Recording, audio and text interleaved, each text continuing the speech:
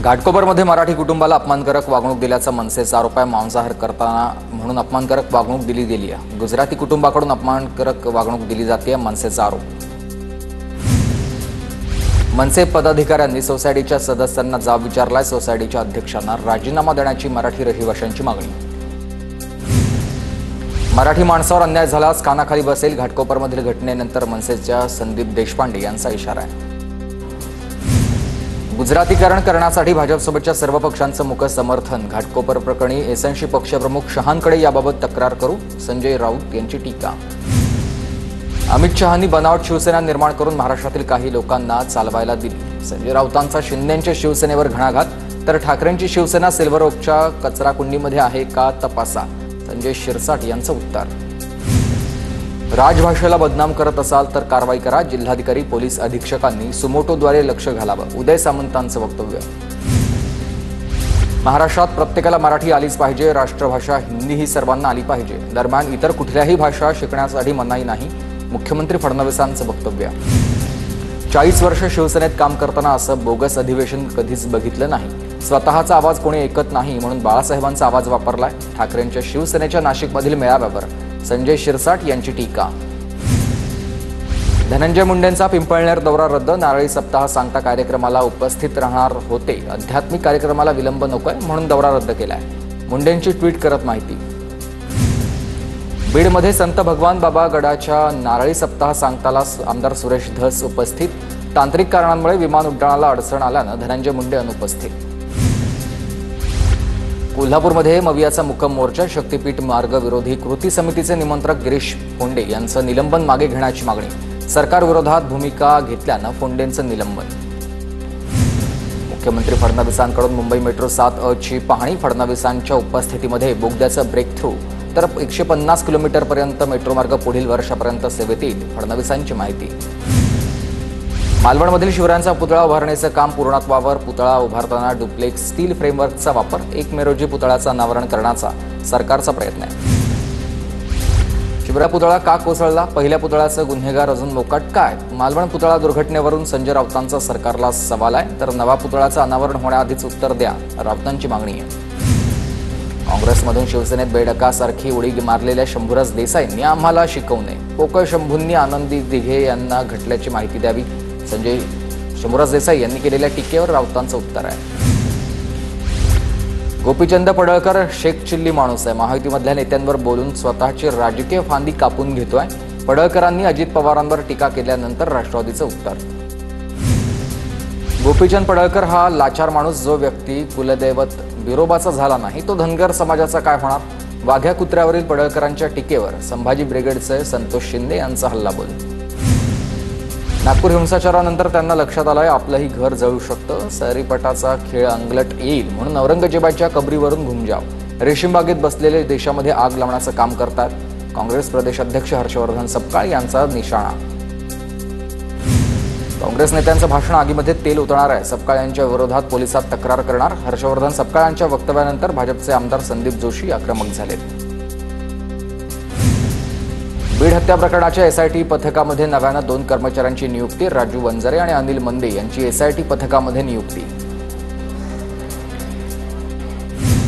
निलंबित पीएसआय रणजित कासलेंचा बारमध्ये डान्स करतानाचा व्हिडिओ व्हायरल झालाय। हातामध्ये रायफल असलेल्या सहकाऱ्यांसोबतचं कासलेंचं हे रील व्हायरल।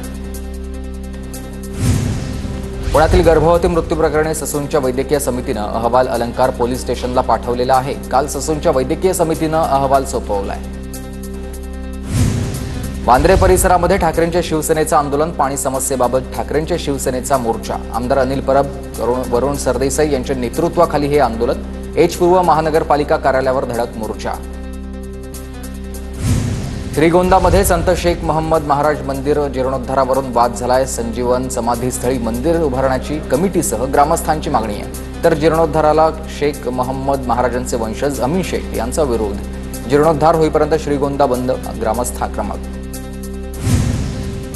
कुणाल कामरा विरोधामध्ये सुप्रीम कोर्टात याचिका दाखल करणार, कामराला चौकशीला समोर जावं लागेल आणि राहुल कनाल यांचा हा इशारा आहे। इंडियाज गॉट लेटेंट शो प्रकरणी लवकरच आरोपपत्र दाखल होणार आहे। रणवीर अलाहाबादिया आणि समय रैना विरोधात महाराष्ट्र सायबर सेल आरोपपत्र दाखल करणार आहे। संभाजीराजे छत्रपती मंत्री बावनकुळेंच्या भेटीला चंद्रशेखर बावनकुळेंच्या मुंबईतल्या निवासस्थानी दोघांमध्ये चर्चा. नारायण राणे आज बेस्टच्या महाव्यवस्थापकांची कुलाब्यामधील बेस्ट भवनमध्ये भेट घेण्यासाठी पोहोचलेत. बेस्ट उपक्रमामधील कर्मचाऱ्यांच्या समस्या सोडवण्यासाठी ते चर्चा करतील.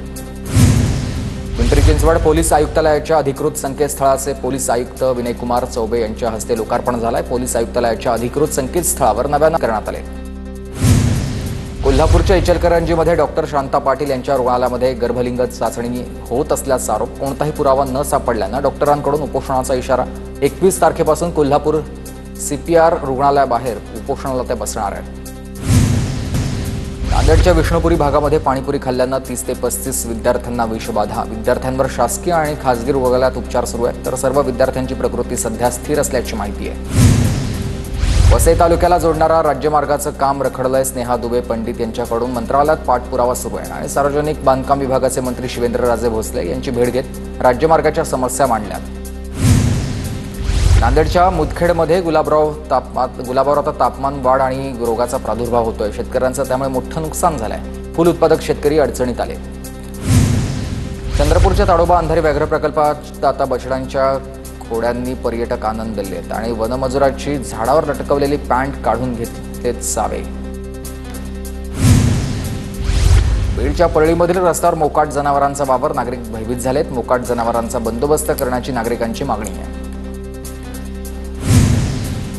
कोल्हापुरात फुटबॉल स्पर्धेदरम्यान संयोजन समितीला 5,000चा दंड. प्रेक्षकांना बक्षीस द्यायचं म्हणून मेंढी आणल्यानं ठोठावलाय दंड. चंद्रकांत चषक या फुटबॉल स्पर्धेतला हा प्रकार सगळा आपण बघतोय.